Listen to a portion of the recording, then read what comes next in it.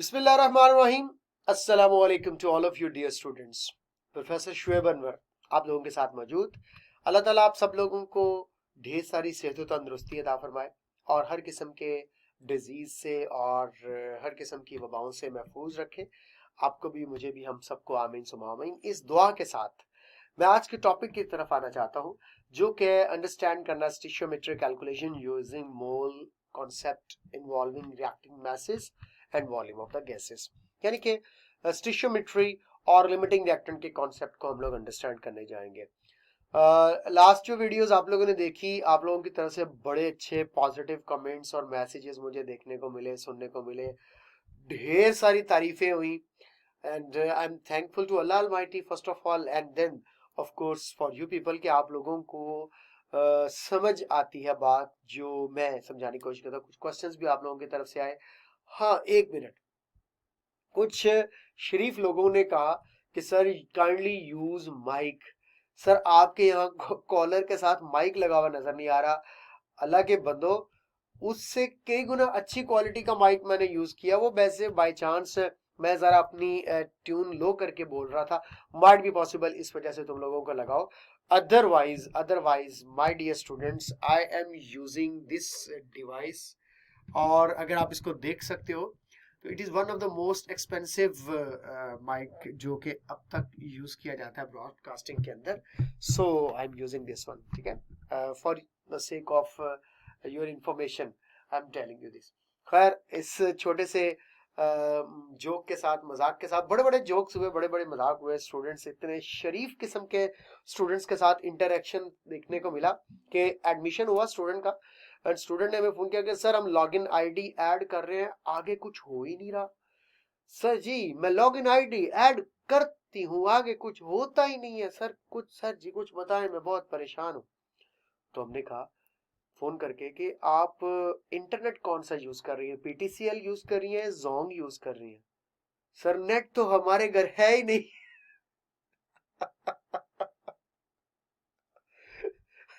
बेटा, लॉगिन करने के लिए, गूगल पर जाकर लॉगिन करने के लिए पहले इंटरनेट का होना जरूरी है। इंटरनेट के बगैर ये कुछ नहीं हो सकता।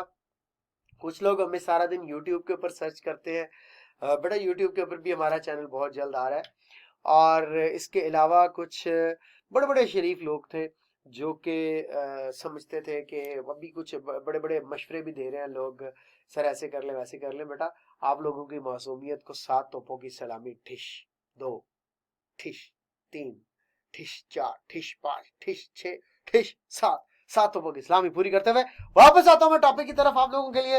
अंडरस्टैंड करना स्टिशियोमेट्री कैलकुलेशंस को यूजिंग मोल कॉन्सेप्ट इन्वॉल्विंग। सबसे पहले स्टिशियोमेट्री होती क्या भला है?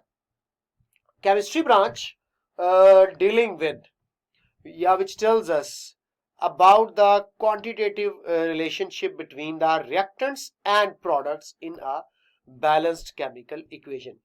तो ये बात अच्छे तरीके से ज़हन में रख लीजिएगा। केमिस्ट्री ब्रांच जो कि हमें बताती है क्वांटिटेटिव रिलेशनशिप, किसके दरमियान quantitative relationship? Reactants and products in a balanced chemical equation. एक बैलेंस केमिकल इक्वेशन हमारे साथ होती है।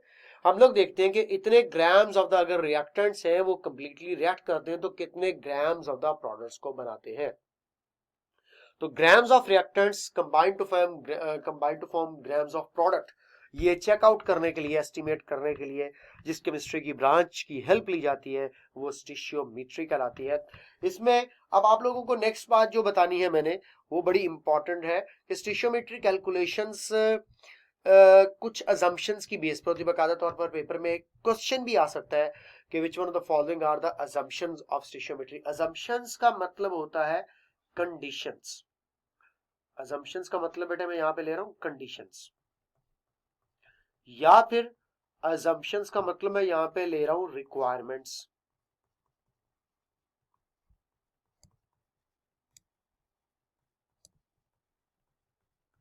ठीक है, अजम्पशंस, कंडीशंस या रिक्वायरमेंट्स, इनके हवाले से बात हो रही है। तो माय डियर स्टूडेंट्स, एक बात अच्छे तरीके से ज़हन में रख लीजिएगा कि जब भी आप स्टिशियोमेट्री कैलकुलेशंस को परफॉर्म करते हैं, ज्यादातर इससे रिलेटेड न्यूमेरिकल क्वेश्चन आता है, तो ये कुछ कंडीशंस या रिक्वायरमेंट्स को फुलफिल करना जरूरी होता है। Number 1, all reactants completely converted into products, यानी कि सारे का सारा रिएक्टेंट प्रोडक्ट में कंप्लीटली कन्वर्ट होना चाहिए। इसको केमिस्ट्री के लॉ ऑफ केमिकल कॉम्बिनेशन के साथ आपसे रिलेट करके पूछ सकता है एग्जाम के अंदर, क्या कि law of conservation of mass must be obey. ये जो फर्स्ट अजम्पशन इस वक्त आप लोगों ने पढ़ी है, ये first assumption my dear students किसके लिए है? Law of conservation of mass. क्या मतलब? All reactant mass must be converted into products, तमाम का तमाम रिएक्टेंट मास प्रोडक्ट में कन्वर्ट हो जाना चाहिए, ये बात ध्यान में रख लीजिएगा। तो ये law of conservation of mass है कि mass of the reactant must be equal to mass of the products. तो रिएक्टेंट्स का जो मास है वो प्रोडक्ट्स के मास के इक्वल होना चाहिए, ये बात अच्छे से ज़हन में रख लीजिएगा। फर्स्ट असम्पशन किस लॉ से रिलेट हुई? Law of conservation of mass. Second assumption की तरफ चलता हूं, नो साइड रिएक्शन अकर्स, यानी कि कोई साइड रिएक्शन नहीं होना चाहिए और by product formation, no side reaction और बाय प्रोडक्ट फॉर्मेशन।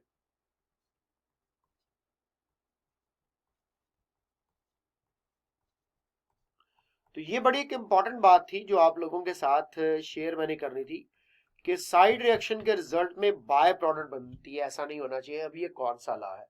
ये है लॉ ऑफ डेफिनेट प्रोपोर्शन के for the formation of a particular compound you must have a particular atomic ratio. For the formation of a particular compound, you must have to combine elements in a fixed ratio by mass. For the formation of a particular compound, the elements must be combined to form with each other in a fixed ratio by mass. ये law है जो कि law of definite proportion कहलाता है, ये must be ओबे होना चाहिए। एग्जांपल देता हूं। फॉर एग्जांपल, आपके पास हाइड्रोजन के दो एटम्स, ऑक्सीजन का एक एटम मिलने के बाद वाटर बनाते हैं H2O। ये आपका है मेन रिएक्शन। अगर हाइड्रोजन और ऑक्सीजन को एक्सेस में लेकर रिएक्ट करवाया जाए तो अगर हाइड्रोजन और ऑक्सीजन की कंबाइनिंग रेशियो 2:1 है तो ही आपको वाटर मिलेगा। अगर ये हाइड्रोजन और ऑक्सीजन की कंबाइनिंग रेशियो 2:2 हो जाती है तो बजाय के वाटर की फॉर्मेशन के आपको मिलेगा हाइड्रोजन पेरोक्साइड। अब ये हाइड्रोजन पेरोक्साइड एक बाय प्रोडक्ट है जो कि साइड रिएक्शन के रिजल्ट में बनी है। तो क्या सीखी तुम लोगों ने बात कि साइड रिएक्शन के रिजल्ट में जब बाय प्रोडक्ट बनती है तब उस वक्त ये सिनेरियो नहीं रहेगा जो हम लोगों ने पहले नंबर पर पढ़ा कि all the reactant completely converted into product. क्योंकि साइड रिएक्शन और बाय प्रोडक्ट्स की बनने की वजह से हम लोग ये कहेंगे कि ये जो है वो एग्जैक्ट अमाउंट हाइड्रोजन और ऑक्सीजन की वाटर नहीं बन रही बल्कि उसका कुछ पोर्शन जो है बाय प्रोडक्ट में भी कन्वर्ट हो रहा है। समझ रहे हो बात को? तो इसलिए साइड रिएक्शन नहीं होना चाहिए, बाय प्रोडक्ट नहीं बननी चाहिए, जिसको लॉ ऑफ डेफिनेट प्रोपोर्शन के साथ रिलेट किया जाता है। उसके बाद है reaction is irreversible. Reaction irreversible होना चाहिए। इरिवर्सिबल का मतलब क्या है बेटा? देखें, अगर ये वाटर वापस हाइड्रोजन और ऑक्सीजन में कन्वर्ट होना शुरू हो जाए तो क्या आप ये पहले वाली असम्पशन फुलफिल कर पाओगे? All the reactants completely converted into products? बिल्कुल नहीं। क्यों? आपको पता है कि अगर रिएक्शन रिवर्सिबल होता है तो हम लोग ये बात पढ़ चुके हैं कि reversible reactions never goes for completion. अगर रिएक्शन रिवर्सिबल होता तो आपको पता है कि प्रोडक्ट्स वापस रिएक्टेंट्स में कन्वर्ट हो जाते हैं और वो ऐसा रिएक्शन हमेशा इनकम्प्लीट रिएक्शन कहलाता है और incomplete reaction never goes for completion. ये बात आप बड़े अच्छे तरीके से जानते हैं। तो हमारी पहली अजम्पशन दूसरे से रिलेटेड, दूसरी अजम्पशन तीसरे से रिलेटेड, तो ये टोटल 3 अजम्पशंस हैं स्टिशियोमेट्री की जो आप लोगों के जहन में रहनी चाहिए कि all the reactant must be converted into products, no side reaction and by product formation and reaction must be irreversible. और इनके अंदर जो 2 laws of chemical combinations involve होते हैं वो भी बता दिया मैंने, एक law of conservation of mass और दूसरा लॉ ऑफ डेफिनेट प्रोपोर्शन। लो भी बच्चों, ये बात डिस्कस करने के बाद अब मैं थोड़ा सा नेक्स्ट प्रोसीड करता हूं।